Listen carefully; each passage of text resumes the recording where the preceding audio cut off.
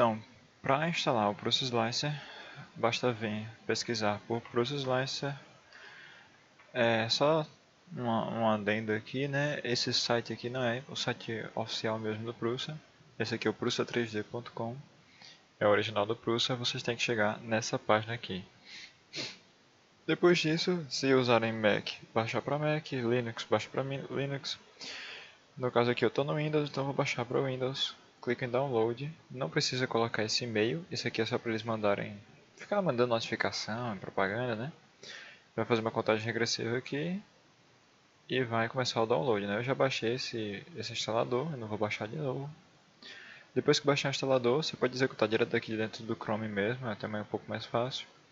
Eu vou executar esse instalador aqui, né? Esse .exe. Sim. Eu vou colocar a instalação aqui em tudo em inglês, eu quero que o programa fique todo em inglês. Coloco aqui para instalar na partição C, né? É bom que coloque aqui no C mesmo.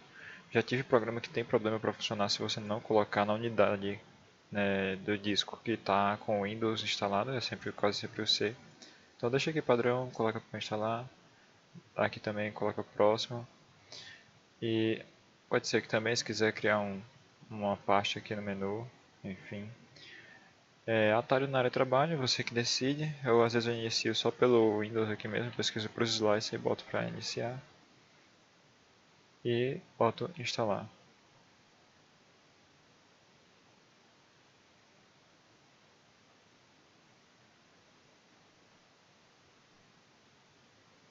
Pronto, finalizando aqui a instalação, eu vou deixar ativado aqui para iniciar para os slices, logo de cara, finalizar. Então, assim que baixar o Prusa Slicer, vai estar com essa aparência aqui. Você espera um pouquinho e ele vai abrir essa janela aqui, que é a configuração inicial do Prusa, né? Então ele vai fazer algumas boas-vindas, posso colocar próximo. Não é necessário ter conta, mas se você quiser pode fazer uma conta. Coloca próximo.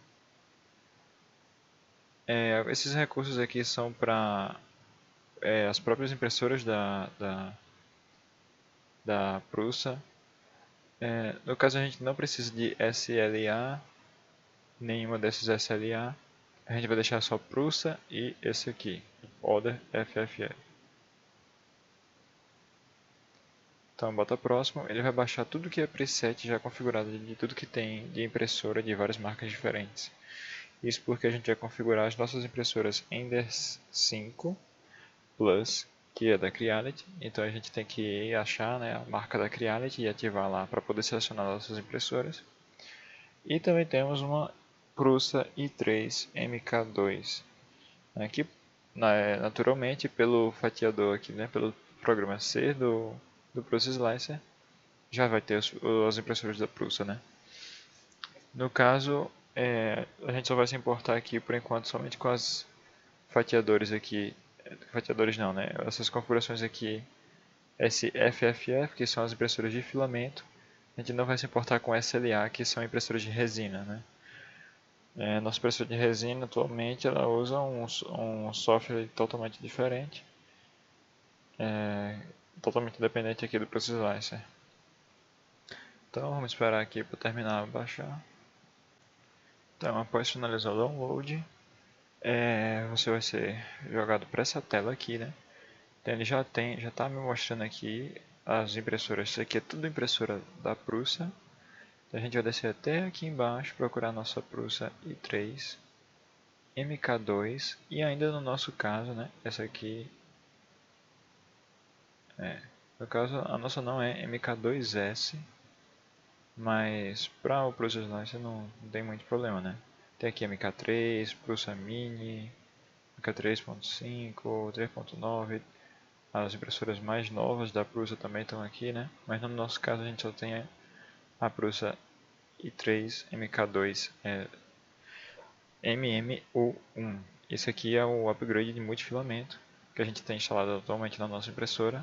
Então vou ativar aqui com o bico de 0.4. Então vai aparecer já uma configuração direitinho para essa impressora com o bico de 0.4.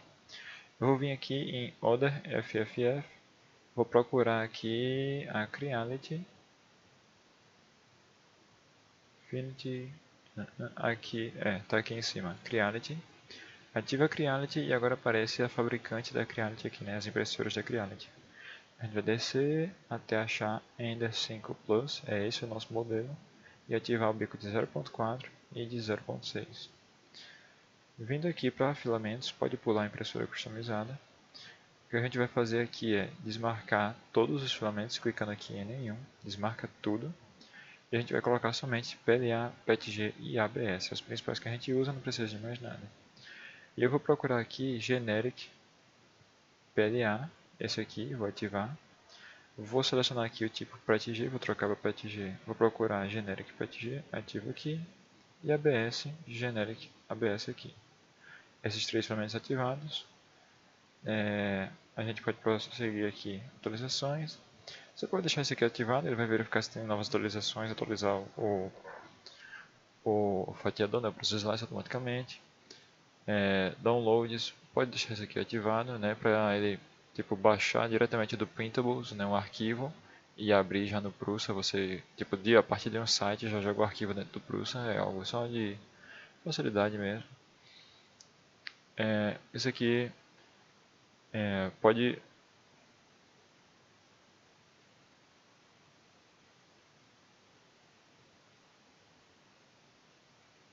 pode deixar isso aqui desativado, não faz diferença para a nossa aplicação. Associação de arquivos, ativa essas duas opções aqui para associar o .3mf e associar o .stl para o Process Slicer. Então sempre que você der dois cliques no STL ou no arquivo .3mf, ele vai abrir diretamente no Process Slicer. Similarmente como se você der dois cliques num botão, num arquivo aí, né, do Google Docs, né, ou alguma coisa assim, do Word, por exemplo, ele vai abrir no Word, ou do Excel, ele abre no Excel, né? Então, arquivo designado lá, quando você dá dois cliques, só manda abrir, ele vai abrir no programa. Mesma coisa aqui para stl.3mf. Modo de visualização, pode colocar diretamente no modo especialista e deixa esse aqui desativado, não ativa isso. E pronto, feito tudo isso, configurou a impressora, né? Tá aqui a nossa i3, né, MK2, MMU1, tá aqui a nossa Creality, cadê ela? Aqui, nossa Creality Ender 5, os filamentos, configurou os filamentos, né, botar aqui para todo mundo, ativando aqui somente PLA, tá aqui genérico PLA, PETG tá aqui, ABS tá aqui, download, atualizações, tudo isso, e associado de arquivo, feito, pronto. Tendo feito tudo isso, confere se as impressoras estão aí, se os filamentos estão aí. Mas se acabar esquecendo algo, dá para retornar para essa janela aqui, eu posso mostrar depois. Clica em final. Então ele vai baixar os recursos dos presets de cada impressora. E vai demorar um pouquinho para carregar. Por padrão ele vai mostrar que a gente aqui está configurando, né, uma impressão na Prusa. Você pode trocar aqui para nossa Creality Ender 5, por exemplo, aqui. Já vai atualizar. Esse aqui representa o tamanho da mesa da Ender 5 já, tudo configurado, tudo certinho. Tá aqui as camadas das impressoras, né? Então, se por exemplo mudar aqui o diâmetro do bico, aparece mais camadas aqui nessa espessura de camada. E agora para uma introduçãozinha sobre o Process Slicer e como usar. Então, primeiro a gente precisa ter um arquivo STL. Eu vou vir aqui no Thingiverse e vou pegar sei, qualquer coisa aqui, por exemplo, essa peça aqui. Pronto. Então eu vou jogar esse arquivo aqui na minha área de trabalho mesmo. E como eu já configurei para ser o arquivo padrão, eu posso só dar um clique aqui e ele já abre diretamente no Process Slicer. Já abre o STL no Process Slicer diretamente. Não precisa nem importar. Mas se você tiver necessidade de importar, você pode clicar aqui em adicionar ou apertar Ctrl I, né, e adicionar uma nova peça aqui dentro. Então, começando aqui pelo lado esquerdo, você tem funções bem básicas, bem intuitivas, para mover as peças na posição aqui, né? Escalonar a peça aqui também. pode aumentar proporcionalmente, né, usando a diagonal, ou deformando a peça, né, usando os eixos aqui. Se você deformar depois, aparece uma setinha aqui, do lado né, direito aqui, perto da escala. E você clica aqui e ele restabelece a escala modificação. Tudo que for modificação que você fizer fora do padrão, o Prusa coloca uma setinha mostrando, ó, isso aqui foi modificado. Você quer reverter? Você clica na setinha e ele reverte. Né? Tem essa função aqui bem importante, que é uma função para colocar em uma face. O fatiador já vai reconhecer tipo, faces planas no modelo e vai oferecer para você selecionar. Né? Então, por exemplo, se eu uso a função e clico numa face, pronto, coloquei numa outra orientação aqui. Como vocês devem lembrar do vídeo anterior, né? A orientação da peça é bastante importante, na qualidade que ele imprime, na resistência que ela tem, o tempo que leva, o quanto de filamento que gasta. Né? Aqui a gente tem uma função para fatiar, né? Para cortar um modelo 3D, né? Na metade. Então, por exemplo, digamos que eu acho que essa direção de impressão aqui é boa. Então, eu posso colocar as duas peças assim para imprimir. E assim eu não projetar uma sombra ou não precisar de suporte, né? Enfim. Você pode fazer isso para modelos muito complexos ou que não tem uma área grande, como eu já mencionei no vídeo anterior. Não tem uma área grande, você pode usar essa função para cortar um pedacinho do modelo, né? Descartar esse pedacinho e ter uma área de contato maior, né? Algo mais seguro. Vou dar Ctrl Z aqui, até ele formar aqui, pronto. E aqui a gente tem uma função chamada pincel de suporte. Eu vou colocar essa peça aqui assim, só para mostrar. E se vocês, né, aprenderam bem, vão entender que isso aqui é o que chama de overhang. Isso aqui está projetando uma sombra, né? E pelo ângulo aqui, né, ele faz o overhang bem agudo aqui logo no início, né? Então, se você imaginar, aqui é um overhang de um ângulo já bem fechado, né? Um ângulo bem grande, bem difícil, perto de 90 graus. Mas conforme ele vai abrindo aqui, já é um ângulo bem maior, né? Quer dizer, no caso é um ângulo bem menor, esse aqui. Então, logo no início eu já sei, pela minha experiência, que isso aqui, essa região aqui somente vai ficar ruim. Mas o restante, mais ou menos a partir daqui para frente, pode ser que ele consiga terminar normalmente, não precisa de suporte. Então o que eu posso fazer nesse caso é, se eu ativar aqui o suporte, né, aqui do lado direito onde tem suporte, se eu ativar o suporte em toda parte, ele vai gerar suporte em toda a área, talvez não uma regiãozinha aqui no final, porque o programa também reconhece. Eita, eu coloquei a camada muito fina.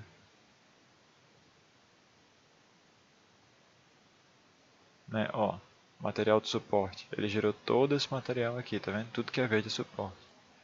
E aí ele colocou aqui uma região aqui ainda tipo mais além do necessário, né? Talvez pudesse ser até menos.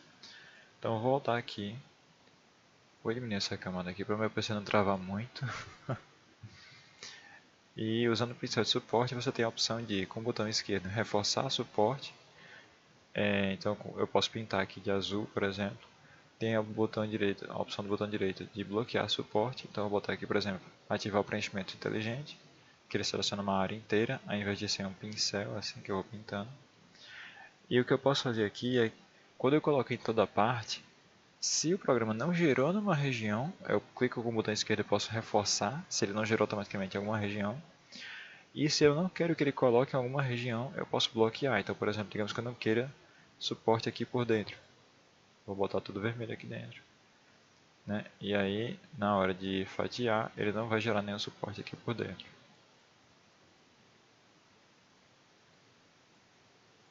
Bom, ele gerou só, não gerou lá para dentro, né? Mas é alguma região no meio aqui não foi selecionada e ele gerou de todo jeito, porque não pegou o bloquear, né? Então, foi essa regiãozinha aqui, ó. Eita. Essa bordinha aqui, ele não ativou. E aí onde tiver, né, não tiver bloqueado, ele vai acabar gerando suporte. Mas o que você pode fazer também é, ao invés de bloquear, colocar em toda parte bloquear, você pode dizer tipo, eu quero suporte somente aqui. Você pinta com reforçador de suporte, seleciona para apenas suporte, para apenas reforçadores de suporte. Então ele vai gerar suporte somente na região que eu pintei aqui. Então eu tenho bastante controle sobre esse suporte para algumas impressões mais complicadas, isso é muito útil. né? Ou uma impressão que precisa de suporte em todo lugar, mas tem um furo que eu não quero que ele tenha suporte. Aí eu vou e digo, né, aqui por exemplo, bloqueia suporte dessa região aqui, eu não quero que ele coloque suporte em nenhum lugar desse. Todos os outros lugares pode colocar suporte, é algo bem tranquilo. Isso aí vocês também vão pegar um pouco mais na prática. O resto das opções aqui não é tão utilizado, além de uma única função aqui para medir distâncias aqui, né, entre algumas faces. E isso é isso mesmo. Quanto à órbita né, mover a câmera aqui do ProSlicer com o botão esquerdo, você gira a câmera, com o botão direito você move, né, translada a câmera assim, com a bolinha do mouse você para frente e para trás você dá zoom. É algo bem intuitivo aí, com o tempo vocês vão pegando. Quem não já tem prática com o programa fatiador assim, né? Aqui do lado direito a gente tem as espessuras de camada, né? Aqui é onde a gente vai deixar o modelo mais definido ou menos definido. Então eu vou cortar uma peça aqui do modelo para ficar mais simples, mais rápido para eu demonstrar. Deletar essa parte. Pronto. Eu vou tirar o suporte também. Então nessa parte redonda aqui a gente vai ver claramente os efeitos da espessura de camada. Eu vou colocar aqui com a camada mais alta que tem. Fatiar. Então você vê, ó, bem serrilhado, né? Fica a qualidade bem ruim. Mas o tempo que ele, aqui embaixo ele diz, né, a quantidade de filamento e o tempo total de impressão. Então deu 1h25 aqui no canto inferior direito.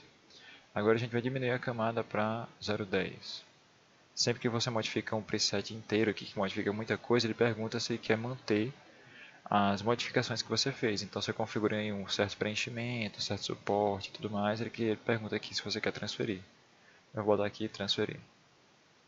E fatiar de novo. O botão aqui inferior direito ele faz o fatiamento. Você vê aqui, ó, já está bem mais lisinho, bem mais acabadinho, né? Só que agora o tempo de impressão aumentou em umas 4, 5 vezes, né? E aí você tem que saber, né? Vai de modelo para modelo, se realmente precisa, quanto tempo você pode, né, ter para essa peça. Mas geralmente, via de regra, camada 0.2 é tranquilo, é um ótimo, digamos assim, custo-benefício, é um ótimo meio termo aí. Pode colocar na dúvida, pode colocar 0.2 sem problema algum.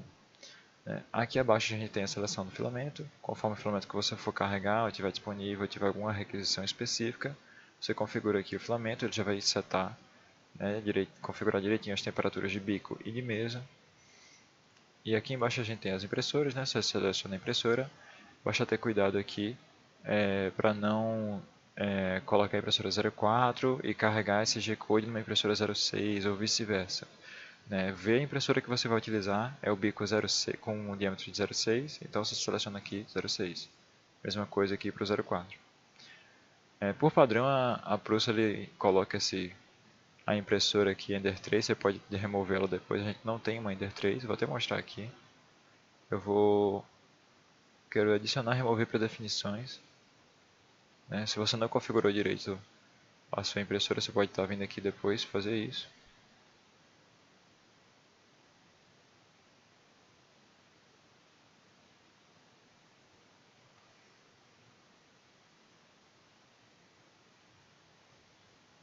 Então vou vir aqui criar LTFF e desativar essa Ender 3 aqui. E final. Manter. Pronto, agora temos somente as impressoras que temos no laboratório. Aqui no canto inferior direito você pode trocar do editor 3D, né, onde eu posso mexer a peça, editar, cortar, para a visualização do G-Code, né, a visualização da impressão em si. E quando você fatia, né, tem aqui o botão inferior do lado esquerdo aqui. Quando você fatia, ele te joga automaticamente para essa parte de visualização, mas você pode estar indo e avançando, né, trocando. Do lado esquerdo a gente tem uma legenda aqui mostrando o tempo e quantidade de filamentos para cada recurso, né, os perímetros, preenchimento, né. E aqui do lado direito a gente tem esse cursor aqui vertical, você pode estar analisando camada por camada, é bem útil para analisar internamente, como é que está aqui as impressões aqui, né. Se tem algo aqui que se precisa mexer, visualizar bem direitinho. E o Process Slice automaticamente, por já saber as limitações da máquina, você está configurando tudo direitinho, ele já te dá aviso de quando você está em algo perigoso, algo errado, que pode dar defeito, né? Então ele está dizendo aqui que tem extrusões compridas, né? Pontes compridas. Se você lembrar de pontes lá, né? Por exemplo, isso daqui que ele tem que fazer é uma ponte, né? Através dessa peça aqui, essa camada aqui, subindo, pronto. Isso aqui é uma ponte, é uma camada de ponte que ele tem que fazer. E ele está achando que, por exemplo, não exatamente aqui talvez, mas em outros lugares, ele está achando que isso aqui é muito grande, ele não consegue fazer essa distância aqui sem que o filamento caia muito. Ele já te dá, né, um aviso aqui e já avisa assim, ó, considere ligar suporte, né, porque eu deixei o suporte desligado. Né? Tendo feito tudo isso, uma última coisa que você sempre recomenda ativar é vir aqui em configuração de impressão, você vai em saia e aba e aumenta o número de voltas de saia. Vou botar aqui 5 e uma camada só aqui. Ops, uma camada. E o que isso vai fazer? Ele vai colocar esse pouquinho de filamento aqui ao redor na primeira camada, né? Então quando ele for imprimir, ao invés de começar pela peça, ele faz esse perímetrozinho aqui ao redor, esse azul, esse turquesa aí, quase esverdeado.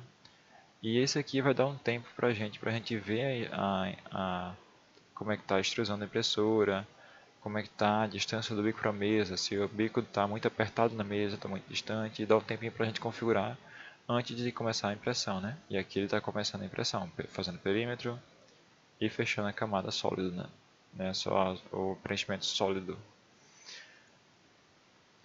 E é sempre bom configurar isso daqui, te dá um bom tempo para configurar isso, né? Feito isso, se você tiver um cartão SD inserido, ele aparece um botãozinho quadradinho aqui. Você pode clicar nele e ele já vai jogar diretamente no pendrive. E aí você pode estar colocando o nome, né, por padrão. Ele já coloca um nome gigantesco. As impressoras Ender 5 nossas têm um certo problema com esses nomes que ficam muito grandes, né? Então, por exemplo, eu colocaria só esse nome aí, Self-Watering. Ou boto seu nome, né, o que for, mas nunca deixar o nome muito comprido, muito grande. Mas, por exemplo, digamos que eu tenha instalado o ProSlice no meu computador. Eu vou fazer uma impressão lá no laboratório. Para agilizar, eu quero gerar o G-Code no meu computador aqui. E só levar para o laboratório para imprimir já. Algo que eu recomendo é não fazer o G-Code, mas fazer, na verdade, um arquivo de projeto e deixar salvo. Porque se você gera um G-Code, não tem como você editar depois se precisar modificar. Digamos que você configurou o filamento errado, né? Isso pode dar alguns certos probleminhas aí. Aí, se você configurou o G-Code, não tem como você modificar as linhas do G-Code para ela imprimir melhor ou modificar uma orientação da peça. Não tem como. Uma vez que gerou o G-Code, acabou, ele vai fazer aquele G-Code e pronto.